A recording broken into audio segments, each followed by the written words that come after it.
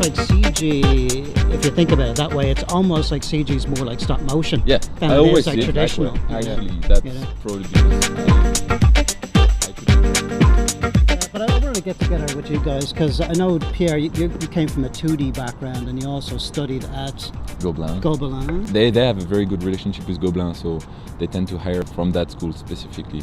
We had a movie, a hand of study movie that was remarked, or like people liked it and won some prize and stuff like that. So, and at the end of the year, at the end of that last year, the jury, there was Dreamworks people, and they were like, okay, do you guys want to join? I mean, me and a friend, do you guys want to join us at Dreamworks? And at the time, at first I wanted to do some 2D, so I refused as well because there was no 2D here. So I was like, okay, I want to do 2D in Paris first.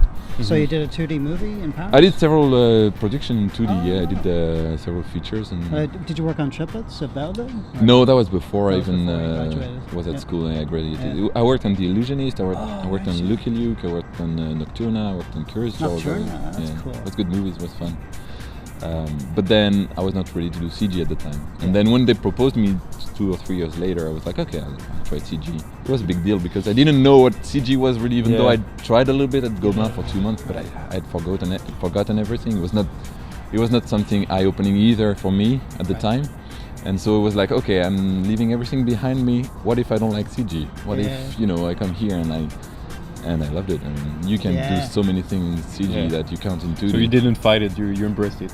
Yeah. I mean, if you fight it, you don't want to come here. I mean, it's crazy to do that. I mean, leave everything behind you, pay so much money to come here and just live away from your family and stuff, and not liking what you do. Yeah, for sure. Never do that. Right. You have to embrace it and say, okay, I want to do CG. That's something that, give it a shot. And I loved it. And then you also got back into doing some bit of 2D. Yeah, now I'm doing 2D again. And Panda. Yeah, right. A DVD for Panda 2. And I want to say you 2D. also got an award for that animation in Panda, right? Yeah. No, on the DVD. On the DVD? Panda DVD, I got an award, I got nominated for Panda. The Secret of the Furious 5, right? And how was the transition between 2D and 3D? It seems that for a lot of traditional animators, sometimes the transition is a little harder. Do you have any idea why some artists might do the transition? I have a theory on that. Okay, go ahead. I've actually, because I worked at Walt Disney before I worked at Dreamworks, and I was working with some 2D animators, and I found that the animators that relied a little bit too much on their assistants and their in-betweeners found it harder to transition over because they'd kind of left their breakdowns and their in-betweens to an experienced artist. But the ones that really did their own in-between, because they were putting in all the bells and whistles themselves, they're putting in their own arcs, their own slow ins, their own slow outs. So they seem to be able to control the computer a little bit easier. You know? Well, I got some friends who, even though they do this, they're like kind of allergic to the computer for some reason. No, but just the interface. Too much technology. I know, really, like the graph editor when you see all of those curves and spaghetti noodles. What the hell is this? And they're scared of it.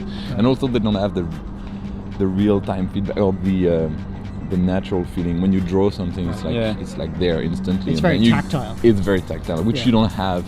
And I heard another theory that was pretty interesting. That when you're, I've never done traditional animation myself, but you start from a blank page. You start from nothing and you create something out of it. In CG, you start from the t-pose. You start from something that is not working, and you have to modify it to make it work. It's not organic. Exactly. It's not from nothing to something. It's from something that doesn't work to something that has to work. So it can be a little. It's almost like CG, if you think about it that way, it's almost like CG is more like stop motion than it is like traditional. Actually, that's probably because I could make that switch more easily maybe than others, I don't know why, but at least I think of CG this way. To me it's just a puppet that you manipulate, And then I'm doing 2D again on shadows. That's right. So 2D and CG, so that's great. So now you do both. I do both. Happy well, right? Exactly. Extras. Can do 2D, CG, and dress up as Spider-Man, like on the streets of Hollywood. Oh, this is where we're going to put the little clip of Oh, this one, it's not animation related, is it? Sort of. Yeah, we'll put it behind the camera. Well, I know you're a busy man, so I really want to thank you for spending some time with us and explaining it. Thanks a lot. Thanks, Pierre. Students. It's been great. Yeah, appreciate it. Yep. And next one will be you. Yeah, sure. Why not? All right. Thanks, bye, guys. All the best.